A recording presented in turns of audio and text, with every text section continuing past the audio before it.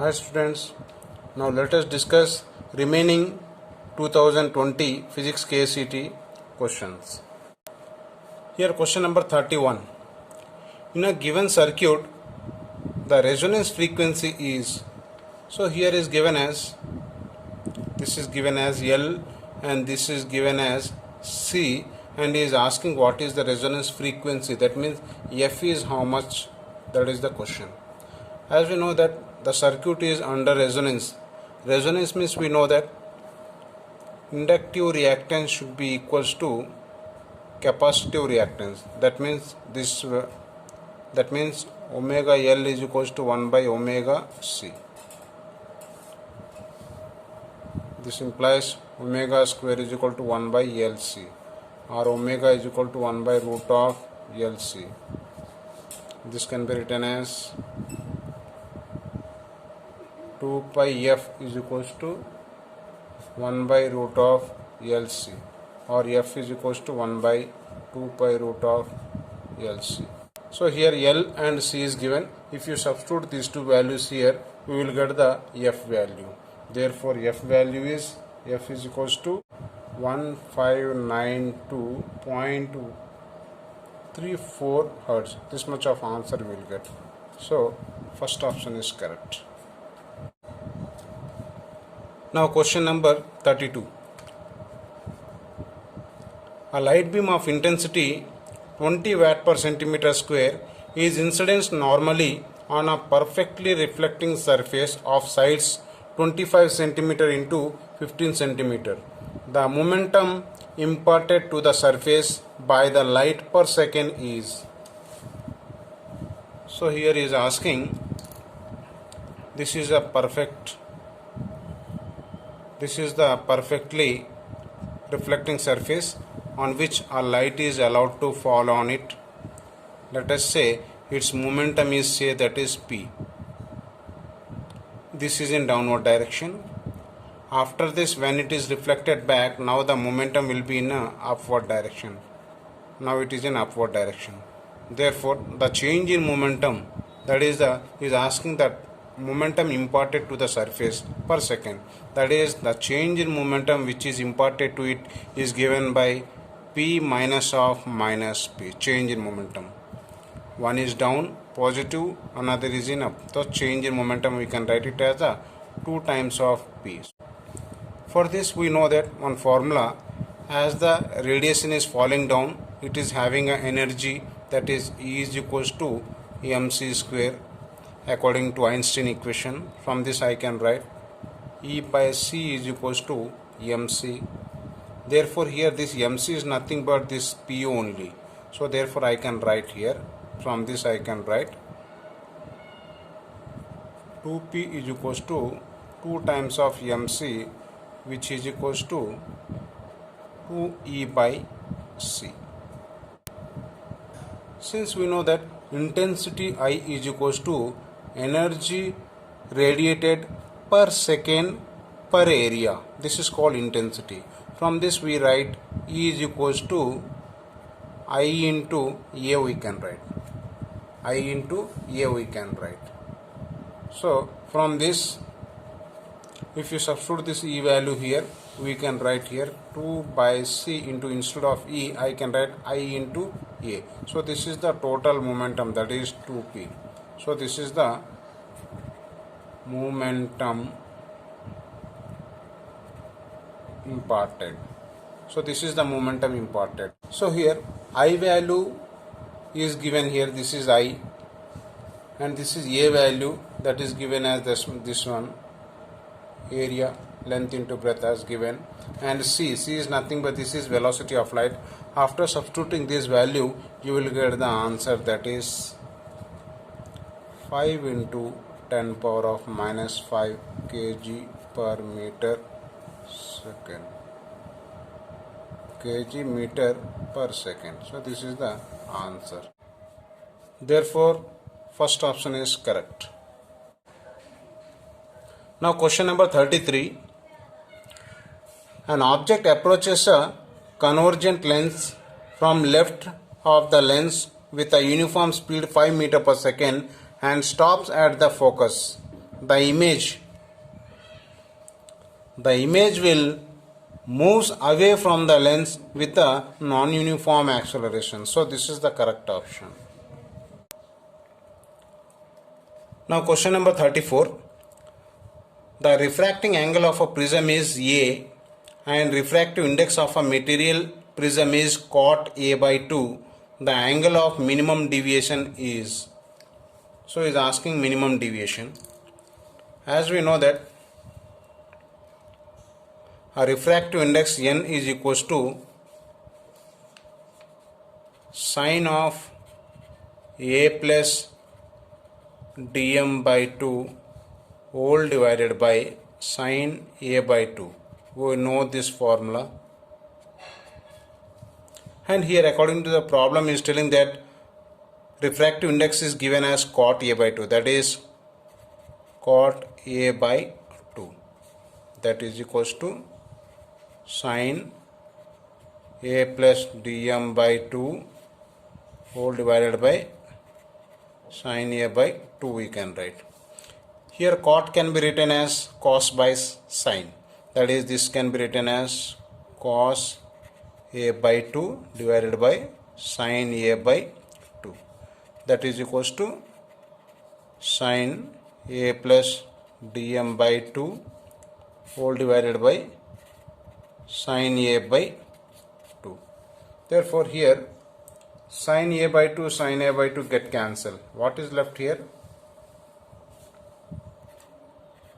Cos A by 2 is equals to sine A plus dm by 2. So here this cos can be written as in terms of sine we can write, that is cos theta is equal to sine 90 minus theta we can write. That means this can be written as sine 90 minus A by 2 we can write. Sine 90 minus A by 2 is nothing but cos A by 2. This is equals to this again sine A plus dm by 2. So from this here sine will get cancelled. Therefore what is left here? 90 minus A by 2 is equals to A plus dm whole by 2. So this can be written as, this can further be written as A by 2 plus dm by 2, which is equals to 90 minus A by 2. Therefore here this A by 2 will come here, means 90 minus A by 2, this will come here minus A by 2 is equals to dm by 2. So here 90 minus here this entire thing will become A, which is equals to dm by 2. Therefore this 2 will multiply here, therefore we will get dm is equals to 180 minus 2A. So this is called minimum deviation. Minimum deviation how much? 180 minus 2A. Hence B option is correct. Now question number 35. The following figures shows a beam of light converging at a point P. When a concave lens of focal length 16 cm is introduced in the path of the beam at a place shown by dotted line such that OP becomes the axis of the lens, the beam converges at a distance x from the lens, the value of x will be equals to. So here is telling that one dotted line is there. In this dotted line, if a concave lens is kept, then where will be the final images will be formed? That is the question here. If suppose here if you keep a concave lens, then this will be optic center for it. If this is a optic center, that means this one it has given as a object distance is given as 12 here. According to the problem, he is telling that u is given as 12 centimeter. That is in the direction of a ray, hence I can take 12 as a positive value. The focal length of concave lens is given as 16 centimeter. That means F is given as 16 centimeter. We know that for a concave lens it will be a negative. Therefore he is asking V value is how much. Very simple. We know that 1 by f is equals to 1 by v minus 1 by u. From this we can write 1 by v is equals to 1 by f, if go that side, plus 1 by u. Therefore here 1 by f means what here? 1 by minus 16, and this will be plus of 1 by 12.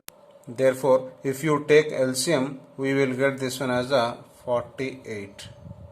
Then this will be cancelled by 3 times, that is minus 3, and this will be cancelled by 4 times. Therefore this will become 1 by 48. So therefore we are getting 1 by v is equals to 1 by 48. Therefore v is equal to 48. So that much of centimeter. So this is only x, is asking this x. So this is the answer.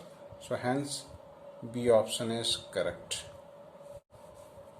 Now question number 36. 3 Polaroid sheets P1, P2 and P3 are kept parallel to each other such that the angle between the pass axis of P1 and P2 is 45 degree and that between P2 and P3 is 45 degree. If the unpolarized beam of light of intensity 128 watt per meter square is incident on P1, what is the intensity of light coming out of P3? This is a Polaroid P1, say this is one more Polaroid, say this is P2, and this is also one more, that is, say that is P3. Initially suppose this is the pass axis and he is telling that P1 and P2 are making an angle 45 degree. That means I can say that this will make, say this is the, that means if this is the original axis, if this is the axis of this one, then this is the axis for P2. These two are making it as a 45 degree.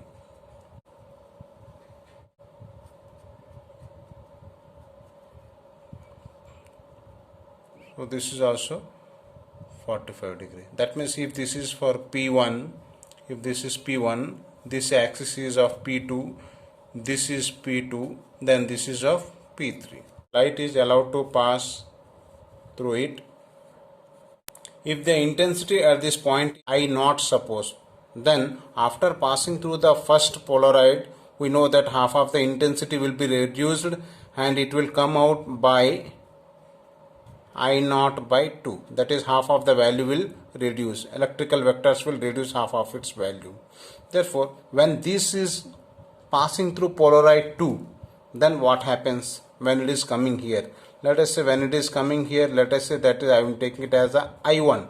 Therefore, here according to Malus law, I1 is equals to, we know that I naught by 2 into cos square of pi. We know this formula. I naught is given as how much? The value, that is 128 by 2 into cos square of angle is given how much? 45. 64 into this will become 1 by 2, that is 32 watt per meter square. So at this point between these two, it is having this much of intensity. Now this intensity is passing through the third Polaroid. Therefore let us say when it is coming here, it is I2. Therefore I2 is equals to I1 cos square of pi. Therefore I1 is 32 cos square of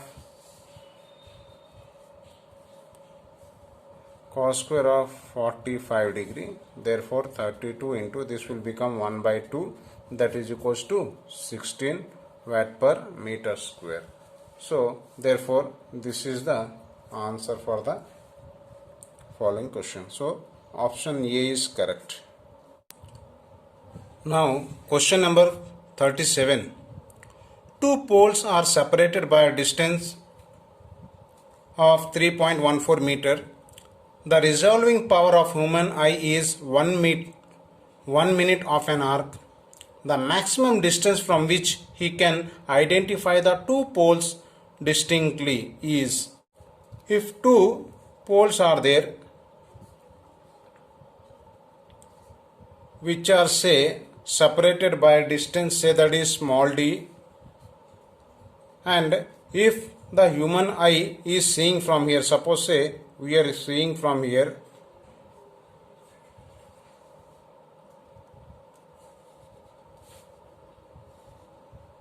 such that making an angle say that is theta, then this is the maximum distance telling capital D which is to be found, such that these two can be clearly visible. The relation is here, theta is equals to formula that is d by d.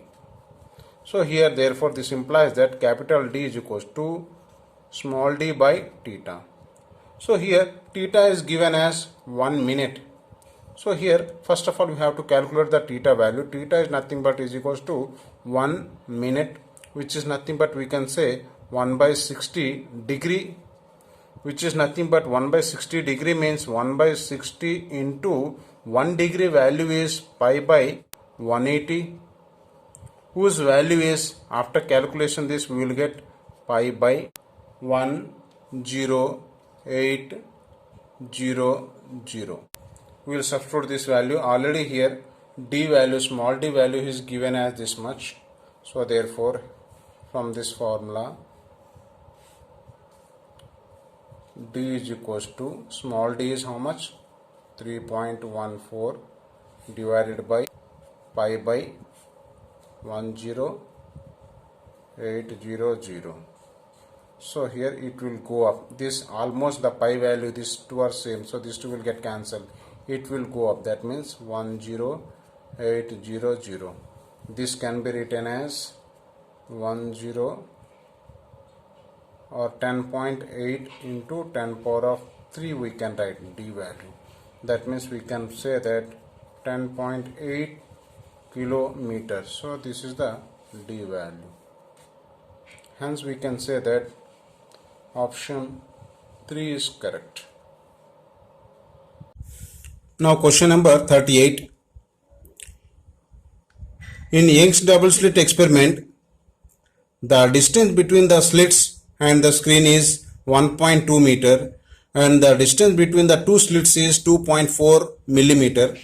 If the thin transparent mica sheet of thickness 1 micrometer and refractive index 1.5 is introduced between one of the interference beam, the shift in the position of the central maxima or central bright fringe is, if this is the slits, we know that this is small d, slit width, say this is the screen,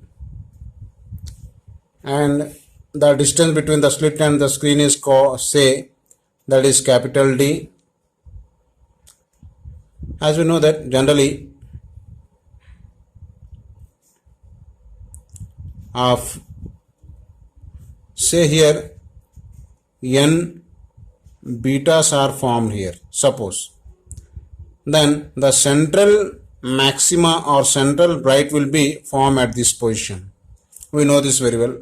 Now it's telling, if in any one of the path, if you place a mica sheet, then now where will be central maxima will be shifting. If you place this mica sheet in the path of this beam, then where will be this central maxima will shift. So that shift is asking. Suppose it have been shifted to this point. After placing this, the central maxima have been shifted for this. Suppose say this is the shift.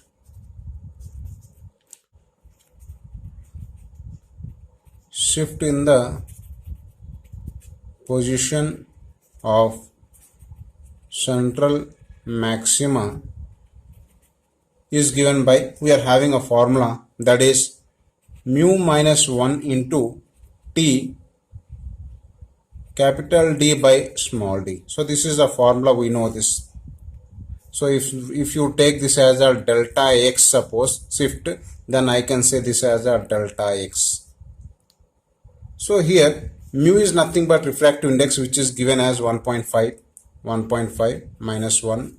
Here thickness is given as 1 micro, that is into 10 power minus 6, into capital D is given as 1.2, small d 2.4 into 10 power of minus 3 millimeter. Therefore, this will be 0.5 into 10 power minus 6, and this will be cancelled by 2 times, that is 1 by 2 into 10 power minus 3. This will be cancelled by minus 3 we will get minus 3.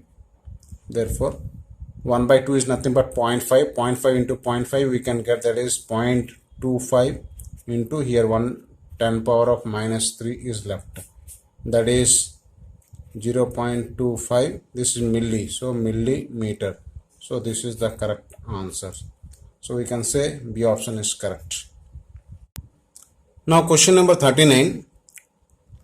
The de Broglie wavelength associated with electron of hydrogen atom in this ground state is. So here the question is asking that the wavelength of an electron of a hydrogen atom in its ground state. So that means for that we know that generally a de Broglie wavelength we have, that is lambda is equals to h by mv, where m is nothing but mass of an electron, v is velocity of electron, where h is called Planck's constant.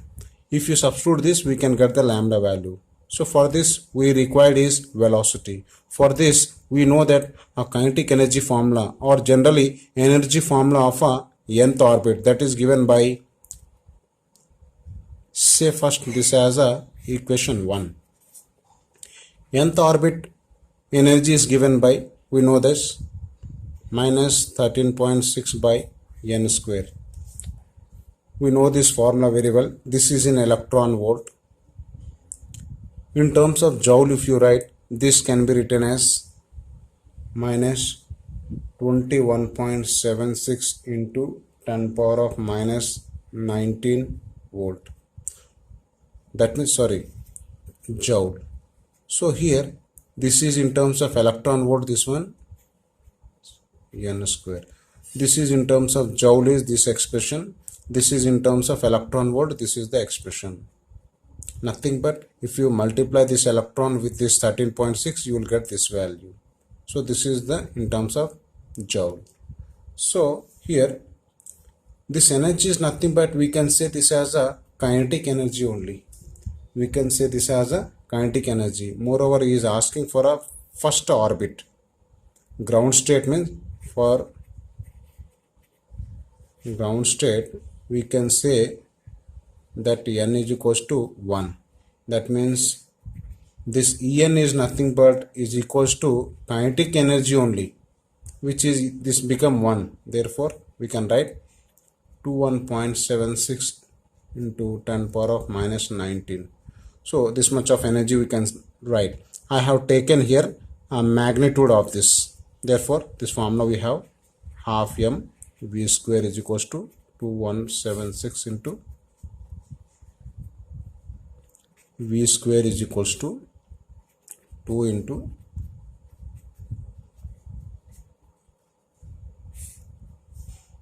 m. Here m is nothing but mass of an electron.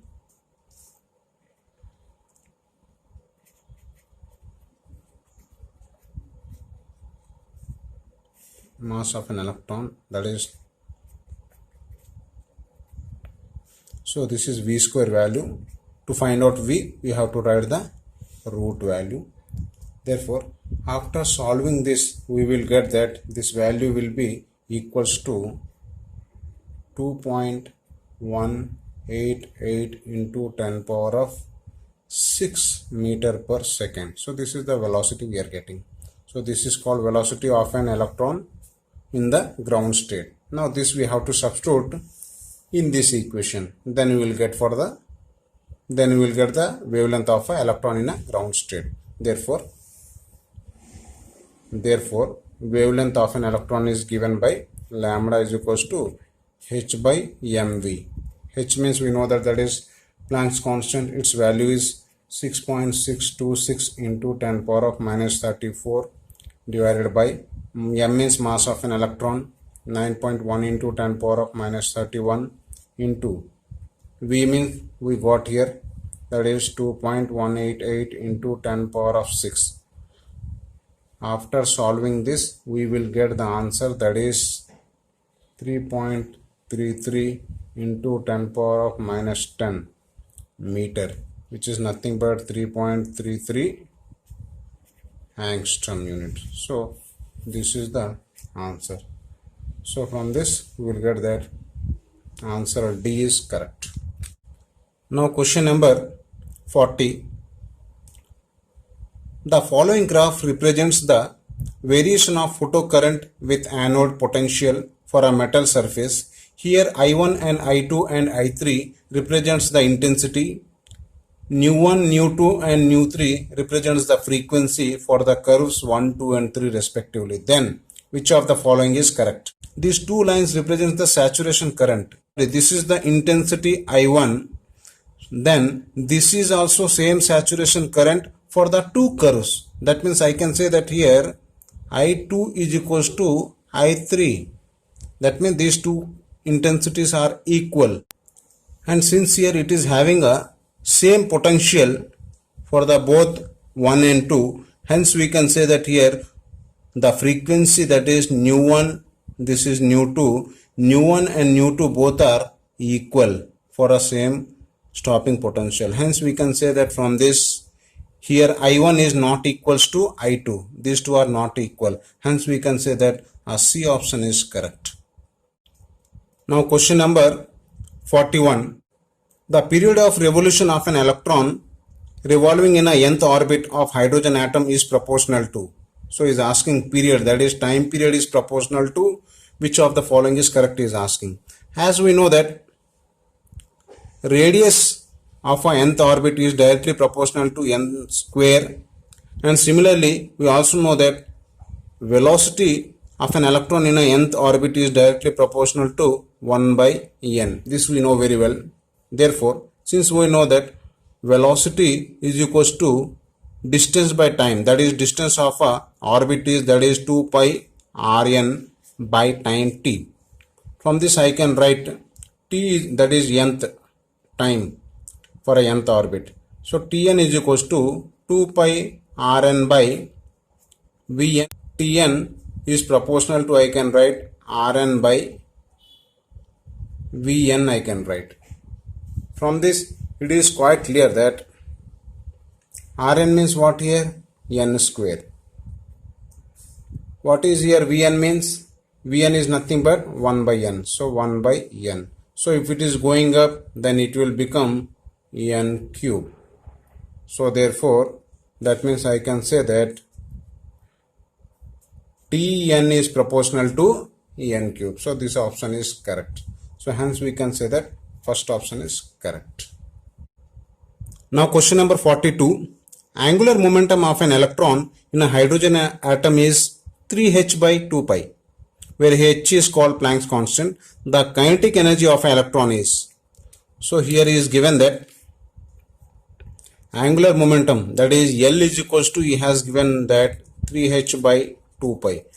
As we know that angular momentum according to Bohr's postulate, this is nothing but equals to nh by 2 pi, which we know very well. So here if you compare these two, here n is equals to 3 we are getting. So this is given indirectly. Therefore now is asking kinetic energy of an electron. Therefore as we know that kinetic energy, just before one question we have seen, kinetic energy is nothing but it is the nth orbit energy only. That means we can say En also we can say. So here n is nothing but 3. So kinetic energy in a third orbit, that means I can write like this, which is equals to minus 13.6 by n square. N means here 3. So minus 13.6 by 3 square we can write, which is equals to minus 13.6 by 9. After calculating we will get 1.51 eV. So minus we will get So magnitude is asking, that is D option is correct. Now question number 43. The beam of fast moving alpha particle were directed towards a thin film of gold. The parts A, B and C of the transmitted and the reflected beams corresponding to the incident parts A, B and C of the beam as shown in the adjoining figure. The number of alpha particles in. So here actually he has to give here A dash, this is B dash and this is C dash. So these are the A dash, B dash and C dash. So these are A dash, B dash, C dash. He has to mention here. He have not mentioned. According to Rutherford alpha particle scattering, we know that very well that he have observed some points. That is, first point, most of the alpha particle were found to be passed through the gold foil. Most of the alpha particle are found to be passed through the gold foil without being deviated from their path. This is the first observation observed. Similarly, second point is observed that some of the alpha particle were found to be deflect through an angle less than 90 degree. That means it may be like this. And very few particles which are found to be fairly scattered by the angle which is greater than 90 degree. That means some will be like this, in this direction. And a very few number of alpha particle, about 1 in 8,000 particles, were retraced back into the same direction, that is nearly 180 degree. That means like this, as a B dash. It is making 180 degree and it is getting back. So minimum is this one. Since here the alpha particle which are moving along A dash will be maximum, and next to the maximum is said to be which is passing through C dash, and the last or the least electron which are deviated back or reflected back, that is B dash. So this is called minimum alpha particle. This is the maximum alpha particle. So here from option A, B, C, D, we can say that none of the option is correct here. So here actually here A dash should be maximum. Next is B dash is said to be minimum. That is A dash is maximum. Next we can say that C dash. Thereafter here we can say it as a B dash. So this is how the order. But here B option is minimum. Nowhere he is telling. We have to get here grace marks we have to get. If grace mark is not given means, if any option is there means, then definitely the D option should be correct. Either it has to give the grace, if not, D option should be correct answer we can say. Now question number 44.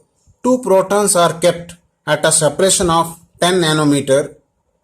Let Fn and Fe be the nuclear force and the electromagnetic force between them. Then which of the relation is correct is telling. As we know that nuclear force is said to be acting between the two particles if and only if the separation between them is 10 power of minus 15 meter. That means we can say that this as a 1 Fermi. If the distance between the two particles is of 1 Fermi range, then only a nuclear force is said to be acting. But here is telling that it is separated by a distance of 10 nanometer.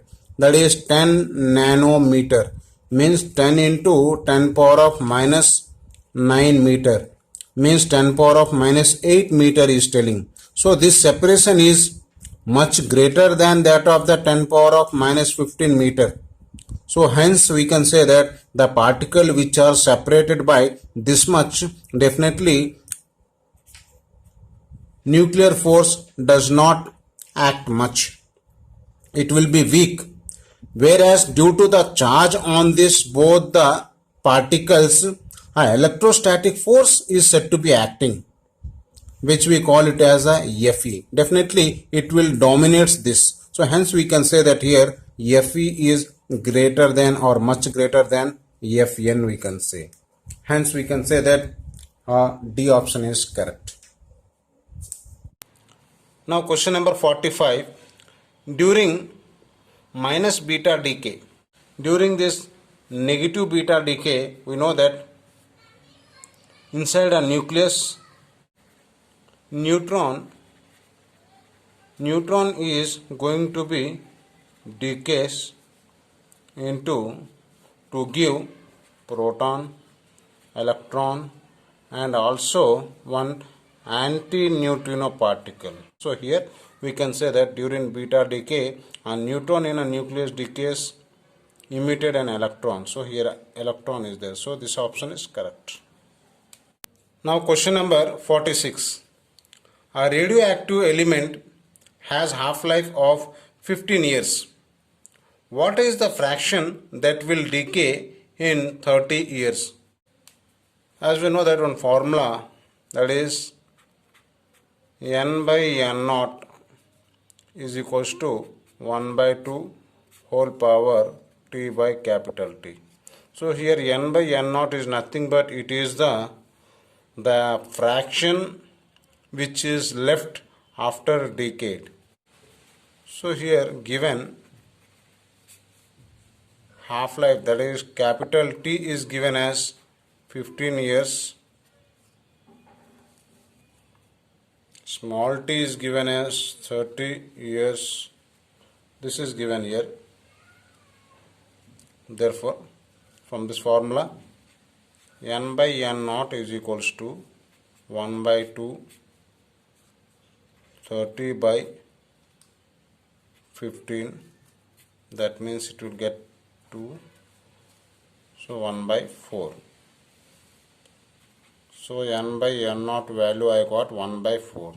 So that means this is 0.25 value. So this is the amount, this is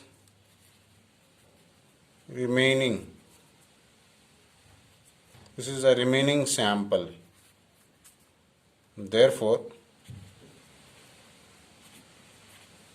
decayed sample is 1 minus 1 by 4.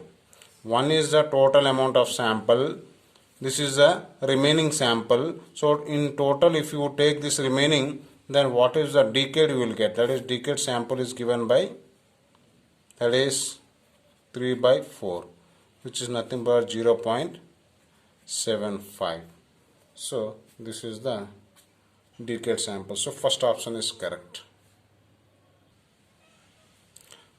Now question number 47.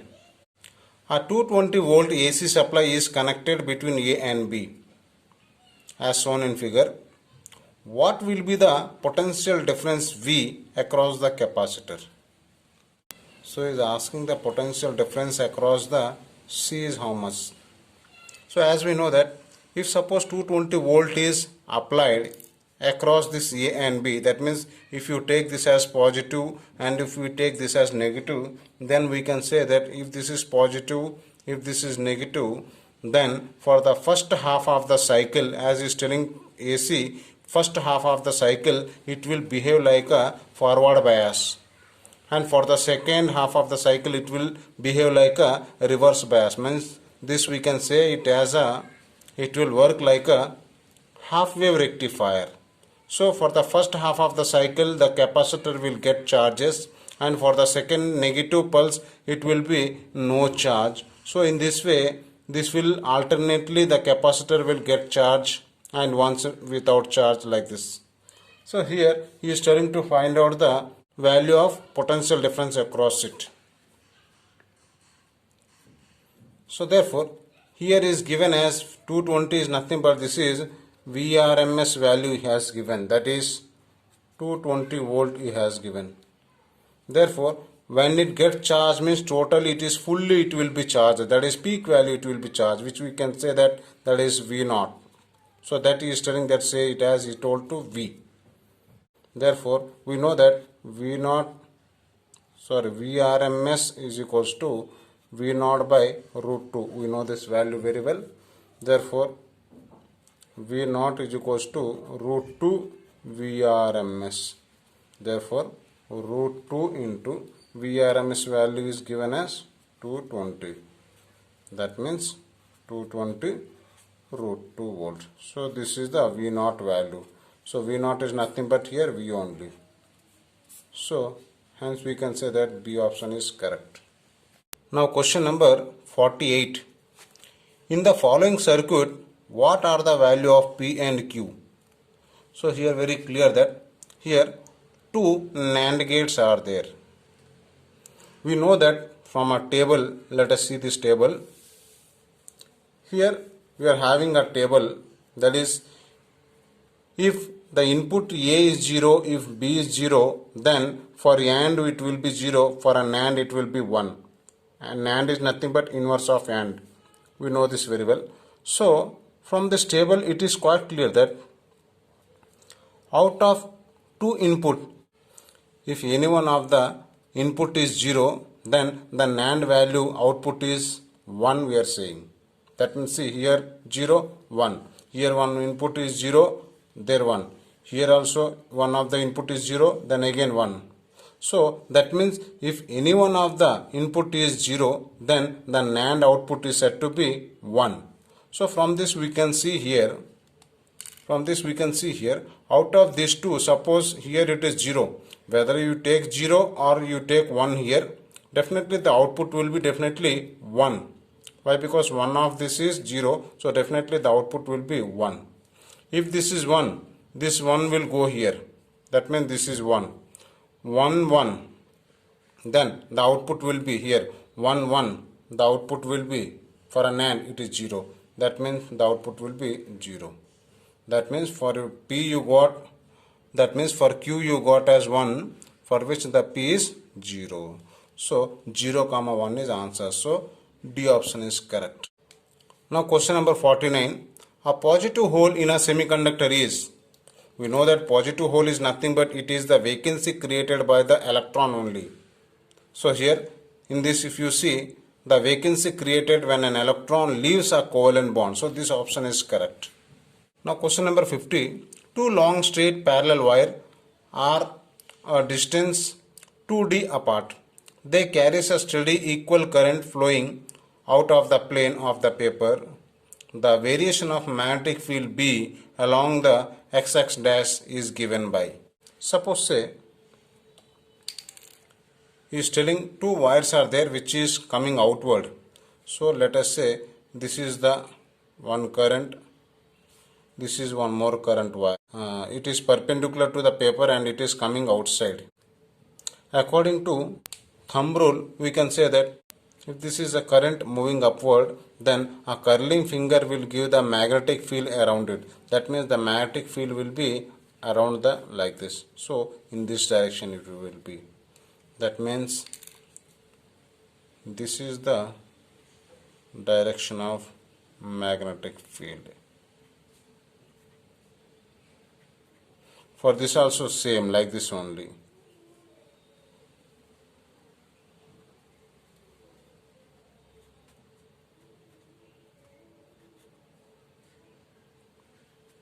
So if I draw a line like this,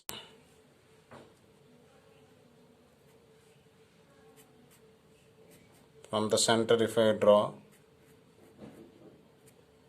carefully if you see, the magnetic field due to this conductor at this point will be in downward direction, like this. Due to this it will be in upward direction. So these two will get cancelled. So hence no magnetic field at this point we can say. So now if you take at this point, the magnetic field due to this it will be in downward direction, whereas due to this it will be in upward direction. That means it will be, and this will be maximum at this point. So it is maximum like this. At this point it is like this, maximum is there. And next, if you talk about here, at this point, if you see, its magnetic field in downward direction will be maximum like this, whereas its magnetic field at this point it will be minimum like this. And also if you talk about this side, then magnetic field due to this it will be in downward direction, as well as due to this also at this point it will be downward direction only. And if you talk about this point, magnetic field due to this it will be in upward direction, as well as due to this also it will be in upward direction only. So from this it is quite clear that magnetic field is more at this point, and at middle it is maximum at that point. So net magnetic field at that point. So I can draw this like this. So this is the magnetic field maximum, and here it is maximum. I can draw like this. And as well the magnetic field is maximum at this point also, and as well the magnetic field is maximum at this point also. So from this we can say that, see here this is maximum at this point, as well as here also it is maximum at this point. So from this it is quite clear that by seeing this diagram we can say that if you compare this, we will get a fourth option is correct. See, if you carefully if you compare for this, so D option is correct. Now question number 51. A cylindrical wire has a mass 0.3 plus or minus 0.003 gram and radius 0.5 plus or minus 0.005 millimeter and the length 6 plus or minus 0.06 centimeter. The maximum percentage error in the measurement of its density is. As we know that density is equal to mass by volume. Mass by volume. Volume of a cylinder is nothing but pi r square into L, area into length, distance. Therefore from here rho is proportional to, I can say that m by pi r square L. For a fractional error, that is delta r rho by rho is equals to, this can be written as, so r square, delta m by m plus 2 into delta r by r plus delta L by L we can write.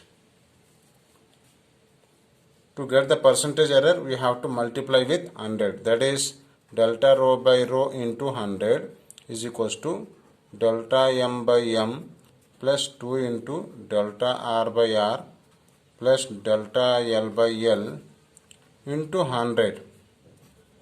So here delta m is nothing but here, this is m, this is delta m, this is r, this is delta r, this is L, this is delta L.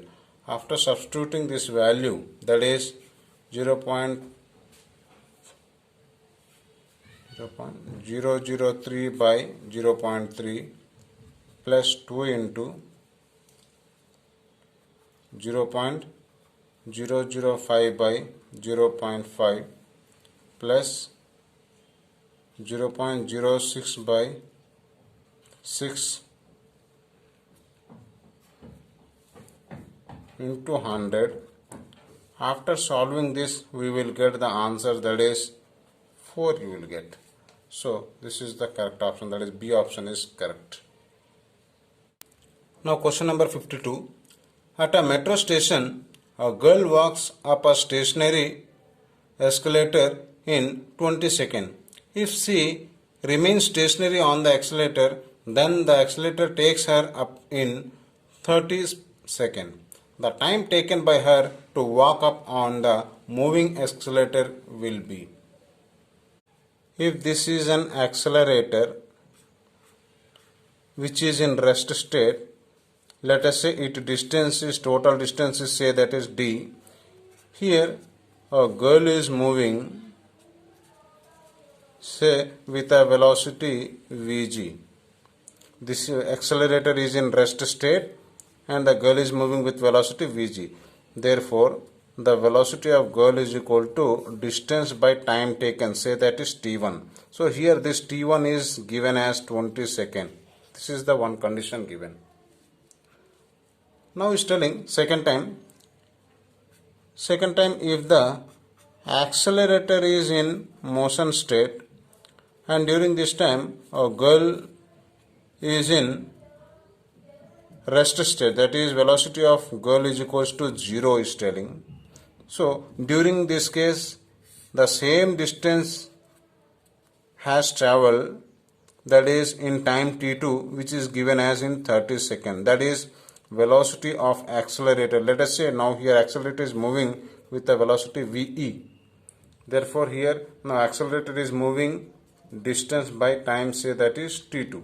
If accelerator is moving, that is it is in motion state, as well as here girl is also in a motion state. Now vg is the velocity of girl and v is the velocity of an acceleration, that is both are moving same distance d. Let us say now the time taken for it is t, so this t is how much is asking. So therefore we can say that here velocity of girl plus velocity of accelerator is equal to distance by time. Here total velocity is nothing but it is the velocity with respect to the ground. So the person who is observed from the ground, he will feel that the girl is moving with this much of fast, velocity of girl plus velocity of accelerator. So this is what we got. So here velocity of girl means just now we got, that is d by t1. Velocity of accelerator d by t2 is equals to d by t. So here dd will get cancelled, means we will get 1 by t is equals to 1 by t1 plus 1 by t2. Therefore t is equals to, from this solving we will get t1 t2 by t1 plus t2 will get. T1 T2 is given as 20 and 30, so 20 into 30 by 20 plus 30. Therefore this is 600 by 50. Therefore on solving this we will get it as a 12 second. So T I got as a 12. So hence option A is correct. Now question number 53. A rain is falling vertically with a speed of 12 meter per second. A woman rides a bicycle with a speed of 12 meter per second in east to west direction. What is the direction in which she should hold her umbrella? So here let us say this is the east, say this as west. Suppose say girl is moving in this direction with a bicycle and the rain is falling vertically down. That means in this direction the velocity of girl is in this direction, and in this direction we can say velocity of rain. If this is velocity of girl, if I take in this direction, I can say this as a velocity of girl. We will take this in minus. Why? Because in opposite direction. This can be written as minus 12 I can say. Let us say this as a x-axis I am taking. And this is in downward direction. Let us say this is a velocity of rain which is vertically downward. This is in minus k, minus 12 k we can take. The resultant of these two will be in this direction. That means the girl has to hold the umbrella in this direction, such that she is making an angle, this much angle with the vertical. As we know that this is 12, as well as this velocity of girl we have taken, that is also Vg, which is nothing but minus 12 I am telling. So therefore we can say that if I apply a tan phi, if I apply, then tan pi is nothing but this by this. That means Vg by Vr means 12 by 12. We can say that is 1 we are getting. That is 1 we are getting. This means what? This means tan phi is equals to 1. That means pi is equal to 45 degree. That means if this is 45 degree, that means it is also angle phi, this also 45 degree. That means the girl has to tilt her umbrella towards west side by an angle 45 degree to protect her from rain. Hence we can say that option B is correct. Now question number 54. One end of a string of length L is connected to a particle of mass m and the other to a small peg on a smooth horizontal table. If the particle moves in a circle with a speed v, the net force on the particle is. This force is directing toward the center is telling, and T is the tension of the spring. So let us draw this. So here let us say this is a table and is telling that one peg is there. To this peg one particle is suspended with a string and is telling that this is revolving like this or rotating like this. Now as we know that this is a string, in this string a tension T is said to be acting toward the center, and we know that if any particle which is moving in a circular path, that means toward the center, we know that a centripetal force is said to be acting, that is centripetal force, this is said to be acting. So here centripetal force is nothing but this is tension only. So here the necessary centripetal force is nothing but provided by this tension itself. So the option we can say that C option is correct. Now question number 55. A body is initially at rest. It undergoes one-dimensional motion with a constant acceleration. The power delivered to it at a time t is proportional to. So we know that generally formula power.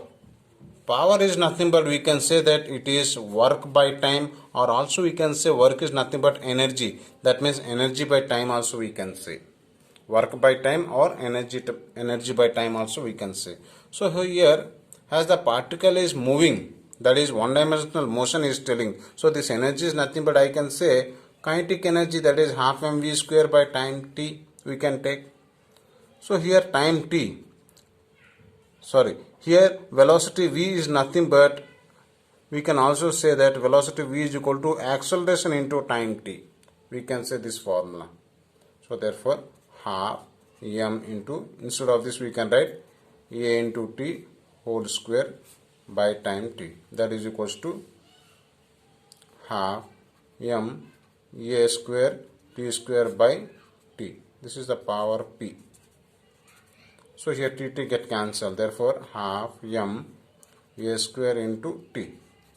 So as here is telling that, as we know that mass is constant as well as acceleration, here according to the question he already told that with a constant acceleration is telling, that means acceleration also constant, therefore this entire term is said to be constant, therefore p is directly proportional to t.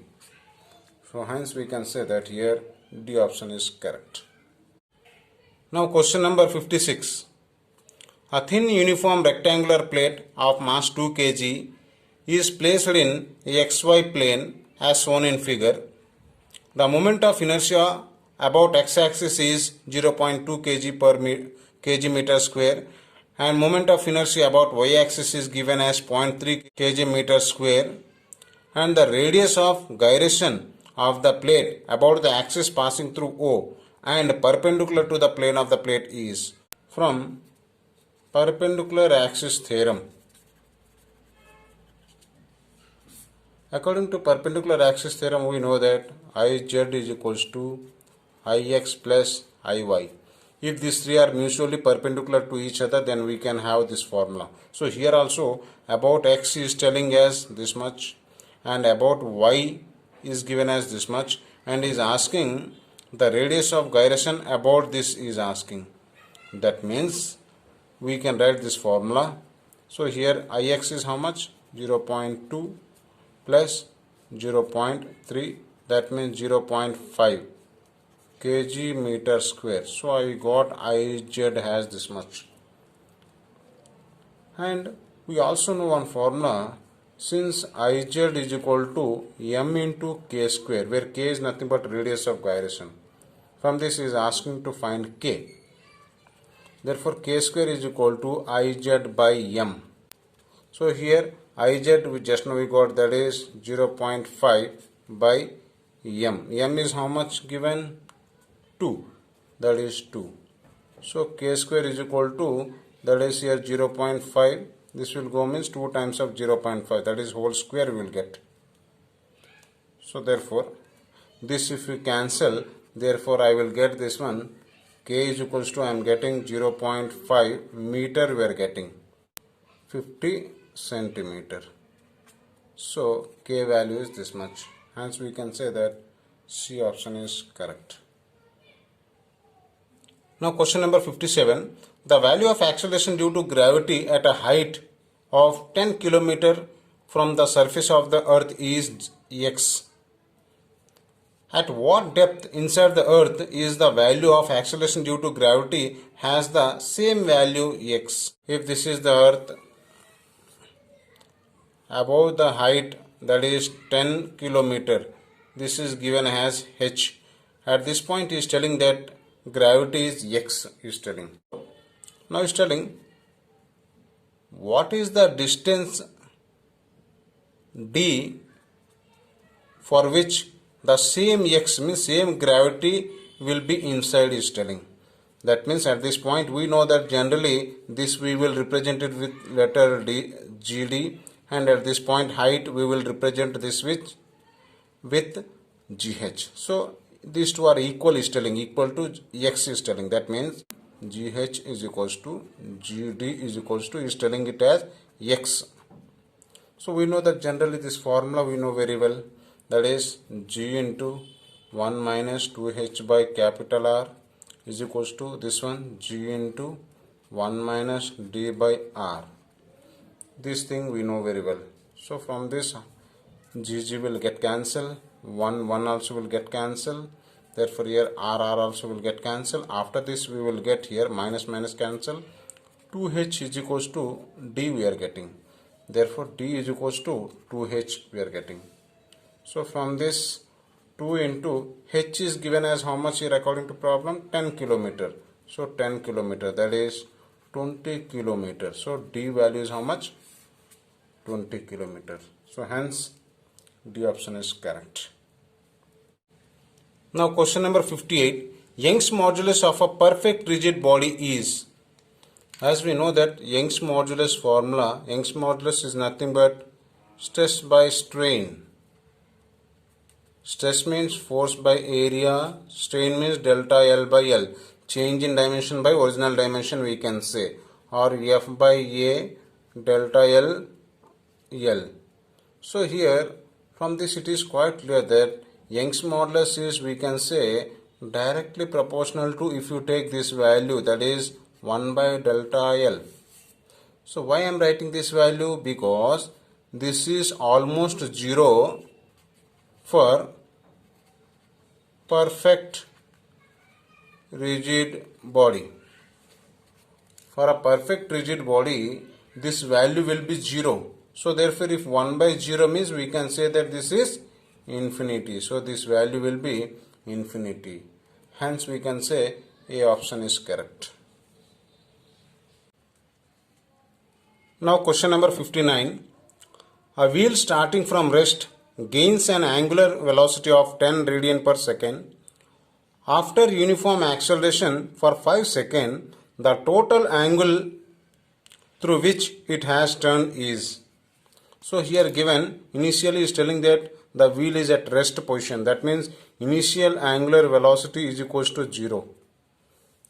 And gains angular velocity 10, means finally it gains, that is equals to 10 or rad per second. After uniform acceleration for 5 seconds, that is time t is given as 5 seconds. This is given. So from this we know that The average angular velocity is equal to total distance, that is total angular distance by time, we can say. That means we can write average angular velocity, that is initial plus final by 2 is equals to total distance, that is say that is theta, how much covered is us, that is theta by time t, we can write. So from this is asking theta value. From this we can write theta is equals to omega initial plus omega final by 2 into time t, we can write. So from this initial velocity given 0, final is telling it as a 10 by 2 into time is given as 5 seconds. So it will cancel by 5. So 5 is 25. So theta is equal to 25 radian. So hence we can say that third option is correct option. Now question number 60. Iceberg float in water with part of it submerged. What is the fraction of volume of iceberg submerged if the density of ice is 0.917 gram per cc? Let us consider this is a water.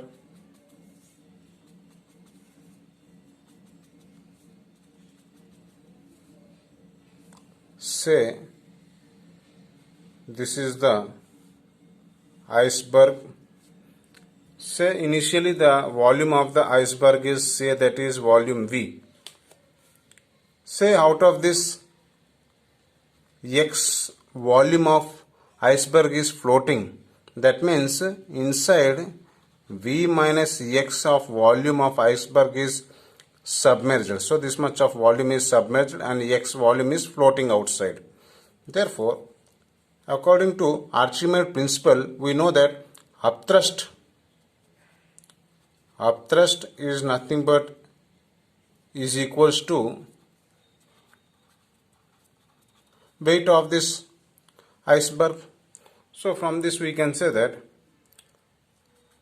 upthrust is equals to